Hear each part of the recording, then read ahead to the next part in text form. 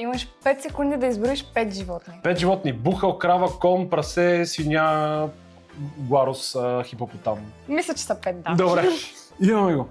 Супер, значи си хапвам фурне. Така. Имаш 4 секунди да избориш 4 български града. София, Бургас, Варна, Пловдив. Браво. Най-лесни. За 2 секунди. Добре. Аз си взимам любимата. Имаш 3 секунди да избориш 3 плода. Банан, ябълка, киви.